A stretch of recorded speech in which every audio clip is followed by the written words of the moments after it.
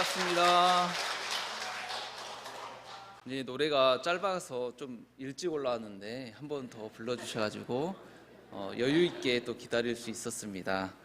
먼저 본문 말씀 봉독 드리겠습니다. 말씀하시기를 호공이 천하 만물의 주인이니 천지는 호공을 이용하여 그 덕을 베풀며 빈 마음은 만물의 주인이니 그대들은 이 빈 마음을 잘 이용하여야 물질 이용도 잘 하게 되리라. 선은 마음 호공을 알리며 마음 호공 이용하는 법을 가르치는 대학이니 마음 호공을 잘 알아 이용하면 세계의 주인이 되리라. 정사한종사법어 제5원리편 20장 말씀이었습니다. 이게 다음 또 교화단 법회 때 공부할 주제라 이렇게 가져와서 이 주제로 설교를 하면 좋겠다 생각이 들어서 호공과 같은 마음이라는 주제를 선택해 보았습니다. 요즘 무더운 날씨로 정말 에어컨 없이 못 살겠다는 말씀을 많이 듣고 저도 그렇게 했는데 절기가 참 무서운 게 이렇게 입추가 지나니 살짝 서늘한 감이 들고 또 처사가 지나니까 저녁으로 창문 열고 식사를 해도 될 정도로 이렇게 절기가 지나가는 걸 느끼고 정신이 맑아지고 공부심이 다시 챙겨지는 걸 보니까 이렇게 공부하기 좋은 가을이 다가오는구나라는 생각이 듭니다. 또 우리 교당에서도 추석맞이 송편 또 개떡 이런 만드는 봉공 활동을 열심히 해주시고 계시는데 그분들께 또 너무 감사하고 다 공익을 위해서 이렇게 노력해 주시는 그 마음이 너무 감사하고 또 송편하면 또 추석이 다가오니까 왠지 더 기다려지고 더 시원해지는 느낌이 드는 것 같아요. 물론 아직 여름이 남아있긴 합니다만 그런 생각이 들었습니다. 천지 허공법계가 형상이 없고 무량한 것이지만은 여름에 먹구름이 잔뜩 끼어 있는 것보다는 맑은 가은 하늘을 보면 왠지 가슴이 더 시원해지고 고민도 더 사라지는 것 같고 그런 느낌이 듭니다. 오늘 호공과 같은 마음이라는 주제로 이야기를 해보겠습니다. 예로부터 선사들은 마음을 호공에 많이 비유했어요. 왜냐하면 우리가 마음 하면은 사실 이해하기가 어려워요. 근데 호공과 마음이 좀 비슷한 측면이 있거든요. 근데 호공 하면은 우리 눈에 보이지 않지만은 툭 트여가지고 모든 마음을 이롭게 해주고 차별이 없이 대해주잖아요. 어떤 사람은 예쁘다고 공기를 많이 주고 어떤 사람은 밉다고 공기를 조금 주는 게 아니고 두루 이렇게 고루 사랑하는 그런 호공인데 우리 마음을 그래서 호공에 많이 비유하셨습니다. 전산 종법사님께서도 제가 학부 시절에 법문을 이렇게 자주 받들면 인재 출가해서 학생들이 얼마나 경계가 많고 또 대중들이 함께 사는데 요란한 것들이 많겠어요. 그럴 때면은 요란하고 답답하고 그 경계의 마음이 휘둘릴 때면 하늘을 한번 올려다보고 마음을 확 넓혀보는 공부를 하라 이런 말씀을 해주셨습니다. 그래서 실제로 그 넓은 하늘을 보고 있노라면 답답한 마음이 조금 나아지기도 하였습니다. 이것이 첫째 호공의 위력인 것 같습니다. 호공은 막힘없이 두루 툭 트였기 때문에 걸림이 없고 모두를 포용합니다. 그래서 호공과 같은 마음 하면 툭 트인 마음이다 이렇게 생각하셔도 될 것 같습니다. 마음은 원래 호공과 같이 걸림이 없는 것인데 우리가 분별을 해서 구분 짓는 순간 걸림이 있게 되고 답답함을 느끼게 됩니다. 분별이라는 말 자체도 나눌 분자, 나눌 별자, 나눈다는 뜻이에요. 그렇게 걸림없는 마음을 나눠서 분별을 하게 되면 답답함을 느끼고 고통을 느끼기 시작하는 것입니다. 마치 넓은 이렇게 공간에 벽을 하나 세워놓는 그런 것과 같은 것입니다. 제가 이렇게 쭉 이렇게 살아오면서 당연히 높은 산에 올라가면 호연직이라는 말도 있듯이 이렇게 마음이 넓어지고 그렇겠지만 답답한 마음이 확 풀린 때가 있었어요. 그것은 제가 출가를 했을 때예요. 출가 자체가 이 집을 나온다는 뜻이기 때문에 그런 의미가 있는 것 같아요. 그래서 연상 선학대에 추천 교무님을 따라 손을 잡고, 그때는 어리기 때문에 이렇게 추천 교무님이 인도를 해주시는데 그때 들어간 순간부터 이상하게 기분이 밝아지고 기분이 좋아졌어요. 근데 며칠 지나서 왜 그런가 봤더니 주변에 담이 이렇게 없더라고요. 우리 교당도 이게 담이 이렇게 없잖아요. 지금까지 살아오면서 경험했던 공간은 모두 담이 있고, 집도 다 이렇게 담이 있잖아요. 그리고 내 것과 네 것이 있고, 가난하면 가난할수록, 부자이면 부자일수록 다 더욱 철저히 내 것을 지키고 더 나은 삶을 살아야 한다는 그 틀 안에서 갇혀서 경쟁하듯이 살다가 학교에 와서는 좀 실천은 부족할지라도 오히려 공익을 위하라고 말씀을 많이 받들고, 또 남을 위하라는 말씀을 많이 받들면서 담 없는 공간에서 살다 보니 호공처럼 툭 트인 그런 마음을 처음 경험해 보았던 것입니다. 전산 정법사님께서도 신도안의 대산 상사님을 뵈러 가셨을 때 평소보다 뭔가 좀 넓어지고 기운이 확 밝아진 느낌 들어서 말씀을 드렸더니 여기 있는 담만 터버렸다라고 그 말씀을 받들었다고 합니다. 이처럼 허공과 같은 마음은 우리 안에 분별과 담을 없애고 허공처럼 툭 트인 마음으로 사는 것입니다.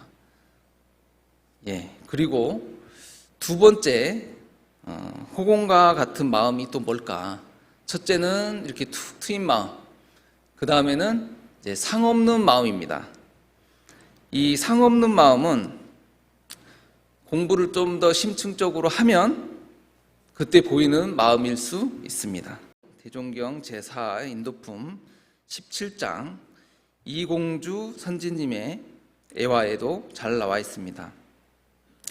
어느 날 이공주 선지님이 이제 원래 성품도 좋으시겠지만은 대종사님의 법문을 잘 받들고 주위에 베풀어야 한다 이런 말씀을 들었으니까 이제 약간의 어려운 집에 약간 보시를 하였던 것 같아요. 그러니까 이공주 선지님의 집이 일이 있을 때는 그분이 오셔가지고 정말 몸을 아끼지 않고 열심히 도와주셨던 것 같아요. 그러니까 감상이 드는 거죠. 역시 종사주님 말씀대로 복은 지을 것이 없고 지으면 받는 것이 그와 같이 역력함을 알았나이다. 우리가 인간은 허리도 틀림없다 이런 말씀을 하시잖아요. 그 말씀을 하신 거예요. 역시 복은 지을 것이 없고 복을 지으면 받는 것이 역력함을 알았나이다. 그러면은 이게 이제 대종사님께 문답을 드리는 거죠. 자기 느낀 감상을. 우리가 교당 내항시 주의 사항도 들었지만은 늘 뭔가 법을 배우고 감상이 들면 지도인에게 이렇게 문답을 하는 거예요. 근데 약간은 칭찬을 기대했을 수도 있을 것 같아요. 그래, 네 말이 맞다. 복을 지으면 받는 것이 그 이치다. 앞으로 더 선행을 열심히 해라. 그럴 줄 알았는데 다른 말씀을 해주십니다. 그대가 복을 지으면 받아지는 이치는 알았으나 잘못하면 그 복이 제로화하는 이치도 아는가? 여러분, 복이 제로 되는 이치도 있을까요? 대종사님이 반대되는 말씀을 해주시니까 이공주 선생님도 의아하죠. 복이 어찌 죄로 화하겠나이까 하시며 대묻습니다. 복은 절대 죄로 바뀌는 게 아니에요. 누가 가져갈 수도 없습니다. 자기가 지은 대로 그대로 받는 게 복이에요. 지금 저 사람이 그냥 평범해 보이는데 왠지 잘 사는 것 같다. 뭘까? 전생에 잘 지었기 때문입니다. 그게 인과의 이치예요. 그리고 지금 잘못된 행동도 많이 하는데 저 사람은 왜 잘 살까? 이제 조금만 더 두고 보면 압니다. 나중에 죄를 받게 돼 있어요. 이렇게 인간은 호리도 틀림없고 누구한테 물려줄 수도 없고 자기가 받을 수도 없어요. 예. 그래서 대종사님도 아닌 게 아니라 지어놓은 그 복이 죄가 되는 것이 아니라 묻기를 잘했죠. 우리도 다 교훈이 되는 거예요. 이렇게 복은 죄로 되는 것이 아니다라는 것을 이 본문을 통해서 우리가 확실히 더 알게 되는 것인데, 그 복이 죄가 되는 것이 아니고 복을 지은 그 마음이 죄를 짓는 마음으로 변하기도 한다. 그 마음이 변하기도 한다는 거예요. 범상한 사람들은 남에게 약간의 은혜를 베풀어 놓고는 그 관념과 상을 놓지 못하므로 저 은혜 입은 사람이 혹 그 은혜를 몰라주거나 배은망덕을 할 때에는 그 미워하고 원망하는 마음이 몇 배나 더하여 지극히 사랑하는 데에서 도리어 지극한 미움을 이뤄내고 작은 은혜로 도리어 큰 원수를 맺음으로 선을 닦는 것이 그 선을 믿을 수 없고 복을 짓는다는 것이 죄를 만드는 수가 허다하나니라 라고 말씀을 해주십니다. 만약에 유공주 선지님께서 이렇게 작은 은혜, 큰 은혜이기도 하죠. 근데 그런 은혜를 베풀어 놓고 약간의 도움을 주고, 만약에 그 사람이 그 공주 선지님께 아이고 감사합니다 이렇게 표현도 하고 일이 있으면 와서 도와주기도 하고 그래야 되는데, 만약에 모른 채 하고 나 몰라라 하고 그런다면 이 공주 선생님 마음이 어땠을까요? 저 사람은 다시는 안 도와줘야지 이렇게 마음을 먹었을까요? 이게 범상한 사람들이 혹 그 마음을 낼 수도 있다는 것입니다. 그래서 오히려 작은 도움을 준다는 게 그 사람을 미워해버리는 그 마음을 범할 수가 있어요. 우리도 이렇게 사업을 하고 공중일을 하다 보면 여러 사람이 와서 이야기를 하기 때문에 혹은 또는 통제도 잘 안 될 수도 있고 이런저런 일이 발생할 수 있는데, 그때 분별심을 내고 왜 그럴까 하고 오히려 미운 마음을 낸다면 이것은 작은 이렇게 은혜를 이렇게 베풀다가 오히려 괜히 큰 미움을 사게 되는 그런 우를 범할 수가 있습니다. 그래서 상이 없는 공부를 해야 하는 것입니다. 저도 그 학부에 있을 때 그랬던 적이 있었던 것 같아요. 저도 이렇게 보면은 아주 깨끗하고 그렇지는 않지만 중간 정도는 갖는 것 같아요. 항상 저보다 더 나은 사람이 있고 못한 사람도 있고, 그런데 이렇게 방을 바꾸게 되면 한 학기 정도는 이렇게 같이 사는데,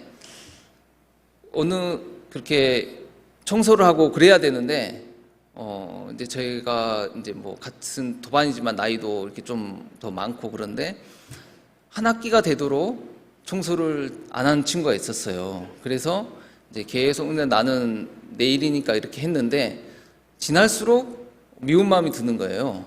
그래서 이게 그럴 일은 아니구나.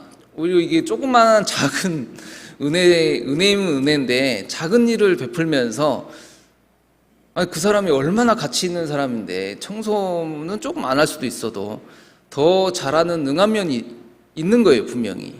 그러면은 그냥 할 수 있는 청소는 내가 하고, 저 사람을 기분 좋게 해주고 잘하는 거 있으면 내가 받으면 되는데, 청소를 안 하네? 그러고 제가 그냥 미워하는 거예요. 그냥 입이 이렇게 나와 있고. 그러면은 그 사람을 나중에 어려운 일이 있을 때 흔쾌히 나를 도와주는 마음이 안 생길 거란 말이죠. 그러니까 이게 상이 없는 공부를 해야 된다는 게 이런 말씀이구나. 자칫하면 내가 법을 공부했다, 바르게 살아야 한다, 이것을 나한테 적용해야 되는데, 그러니까 저 사람은 왜 저렇게 안 하지? 하고 이렇게 분별이 날 수가 있는데, 그럴 때일수록 이 허공을 생각하고 텅 빈 마음을 생각하고 그럴 수도 있지 하고 내 할 일만, 내 몫만 잘 한다면 그 사람이 오히려 기뻐해서 나중에 또 자기한테 그동안 청소해줘서 참 고마웠어, 다 알고 있었어, 이렇게 얘기해 줄 수 있는 또 그런 더 다른 은혜로 보응할 수 있는 그런 기회가 있을 것이다 라는 생각이 들었습니다. 그런 무상의 공부가 잘 안 될 때는 천지보온의 조목을 생각해 보셔도 좋을 것 같아요. 천지보온 조목 8조목 이게 보면 천지에 응용무념한 도를 채 받아서 동정간 무념의 도를 양성할 것이며와 같은 말씀입니다. 좀 어려운 말씀 같지만 천지가 응용무념하게 도를 베푼다는 것은 우리가 절기마다 끊임없이 우리가 먹을 수 있는 식량을 이렇게 제공하고, 가을마다 풍성한 과일과 해마다 계속해서 무상으로 이렇게 저희들한테 주고 있죠. 이 공기처럼. 그게 천지은인 것 같아요. 부모님의 마음도 그렇고, 그 사람이 자식에 대한 대가를 바라고 그러는 게 아니고 잘하든 못하든 그저 그냥 베푸는 그 은혜가 대시주 그런 은혜인데, 그런 무상의 은혜가 생각이 잘 안 될 때면 이렇게 천지를 생각하시고 우리도 그와 같은 은혜를 입었는데 상 없는 마음으로 베풀어야 되겠다라는 이런 생각을 해보면 좋을 것 같습니다. 그리고 이렇게 호공과 같은 마음, 툭 트인 마음, 무상의 마음, 이게 이제 말로는 들었지만 잘 실천이 안 될 수도 있습니다. 이것을 어떻게 기를까? 그러면은 법문에도 말씀드렸듯이 성 공부를 해야 합니다. 선은 호공을 알게 해주는 우리 대학이라는 그런 표현을 이제 법문에 이렇게 해주셨어요. 이렇듯 선을 해야 되는데, 이게 왜 그러냐면은 경전만 많이 들었다고 해서 그 온전한 마음, 멈추는 마음을 한번 경험을 해봐야지 실제로 하게 되면 하려고 그러면은 잘 안 됩니다. 치사도 마찬가지고 아무리 바르게 행동을 하려고 해도 그 업력으로 제가 그 했던 행동을 그대로 하게 되지 그 굳은 그 습관이 졸지에 바뀌지 않아요. 그래서 자기가 깨침이 있어야 되는데, 깨침이 있으려면은 이 수양 공부를 해봐야 됩니다. 정신 수양 이 조목을 보면 정신이라 함은 마음이 뚜렷하고 고요하여 분별성과 죽착심이 없는 경지를 이름이요. 본래 우리 마음은 호공처럼 텅 비어 있는 것처럼 마음이 뚜렷하다 그랬어요. 뚜렷하고 고요해요. 그리고 분별심과 죽착심이 없는 마음인데, 본 바탕은 없는 마음인데 가만히 있다 보면 우리 마음이 살아있는지라 한 생각이 턱 올라옵니다. 그게 분별이라는 건데, 그것을 그대로 해버리면 우리가 이게 지금 내 의지로 사는 것 같지만은 자기의 생각으로 사는 거거든요. 그래서 처음 가졌던 생각, 부모님께 받았던 영향, 그 생각으로 사는 건데 늘 그렇게 살면 그렇게 살다가 다음 생으로 또 넘어가는 거예요. 끝은 아니에요. 다음 생으로 또 넘어갑니다. 근데 그 연습을 해보는 거예요. 분별이 떠올랐을 때 그때 단전으로 딱 멈춰보는, 내려보는 공부를 하는 겁니다. 그리고 이 선이 명상이 어려우면 또 연불이라는 것도 알려주셨잖아요. 연불은 나무아미타불이라는 그 음성과 또 그냥 음성으로만 해버리면은 집중이 안 되잖아요. 이게 일치해야 되는데 음성과 그 생각, 일념, 나무아미타불, 음성과 그 생각, 일념을 정확하게 일치하려고 집중을 하면 다른 생각을 할 틈이 없죠. 분별이 났을 때 다시 그 자리로 돌아오는 겁니다. 그러면은 그때서야 비로소, 멈춰야 비로소 보이는 것들, 이런 말씀도 있지만은 그때 비로소 온전한 마음을 조금씩 찾아가는 시작을 할 수가 있어요. 그래서 정말 미웠던 그 사람이 이상하게 마음이 녹아지는 거예요.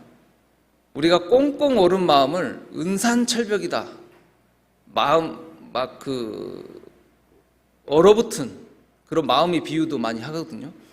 근데 부처님과 같은 그 대자대비의 태양과 같은 마음을 만나면 얼음이 다 녹아버립니다. 그래서 아무리 굳은 중생이라도 부처님 앞에서는 공손해지는 거거든요.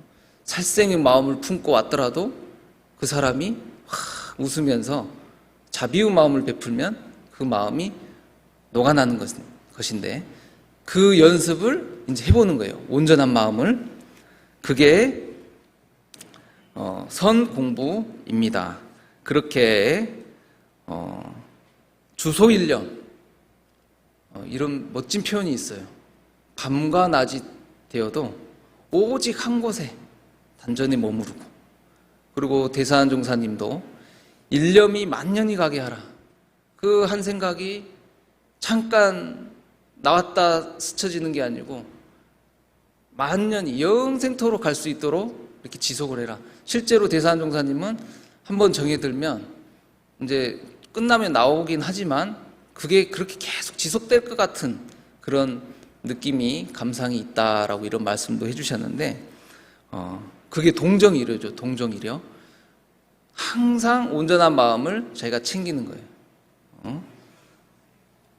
그래서야 비로소 능히 그 마음을 조복받는 거예요. 분별의 마음이 불쑥불쑥 나오는데 그렇게 그때마다 그렇게 써버리는 게 아니고 그때마다 내 그 단전으로 가져와서 마음을 온전하게 하고, 이건 마음을 완전히 이제 조복받은 거죠. 그러면은 그 마음을 자유자재로 쓸 수 있는 것입니다. 이렇게 이제 얘기를 하면 너무 어려운 것 같아요. 성철 스님 장자부라 10년 눕지 않고 앉거나 꼿꼿이 이렇게 아무나 할 수 있는 게 아닌데 어떻게 그렇게 하나. 근데 저는 확실히 이렇게 설법을 듣고 하는 게 도움이 많이 되는 것 같아요. 이번 법인절 날 율타운 김혜봉 종사님의 법문을 받들면서 또 감동되는 그런 말씀 한 구절을 들었어요. 그 김혜봉 종사님이 법인절 때마다 천의를 감동시키는 요소가 각자의 마음에 있다라는 그 부분이 화두가 됐다 그랬어요. 어떻게 천의를 움직일 정도로 정성을 들일까? 그런데 종사님이 해보니까 그것은 큰 일을 해서도 그런 천의를 움직일 수 있는 그런 마음을 낼 수 있지만, 그게 아니고 작은 일을 하더라도 오직 1분 동안 선을 하더라도 그걸 꾸준히 지속적으로 오래 한다면, 1분만 하더라도 1분 안에도 우리가 찰나 안에도 과학적으로는 수십 가지 생각을 한다잖아요. 근데 1분 안에도 그 온전한 경험을 해본다면 그게 자산이 돼서 1분이 10분이 되고 10분이 1시간이 될 텐데, 근데 그게 이제 1분 동안 하더라도 정성스러워야죠. 했다가 했다 한 사람은 좀 오래 걸릴 것이고, 쭉 일관된 사람은 그게 이제 좀 효험을 빨리 보겠죠. 근데 그게 이렇게 거창한 일이 아니라 그렇게 작은 시간을 통해서도 우리가 그 큰 위력을 얻을 수가 있다. 그 말씀을 해주신 것 같아가지고 참 우리에게 맞는 말씀이고 힘이 나는 그런 본문이었습니다. 이렇게 해서 호공과 같은 마음이 뭔가 툭 트인 마음이다. 이렇게 넓게 베풀고 툭 트인 마음으로 살아야 호공과 같은 마음을 살 수 있고, 또 호공과 같은 마음은 상없는 마음이다. 이 두 가지를 기억하시고, 또 그 마음을 기르기 위해서는 우리가 성 공부를 많이 해야 되겠다. 3대력을 항상 갖추라 그랬거든요. 아무리 연구력과 치사력이 있어도 1분간이라도 이게 선을 하는 사람은 그 효과를 보는데, 그렇지 않으면은 그냥 두 발로만 이게 쇠수랑 이 두 발만 역할을 하는 것 같거든요. 그래서 작은 시간을 이렇게 투자해서 이 성 공부를 열심히 하셔가지고 이 호공과 같은 마음을 잘 쓸 수 있고, 또 능히 마음을 자유자재하고 세상의 주인으로 거듭나시는 그런 공부인이 되시기를 기원드립니다. 이상으로 설교를 마치겠습니다. 감사합니다.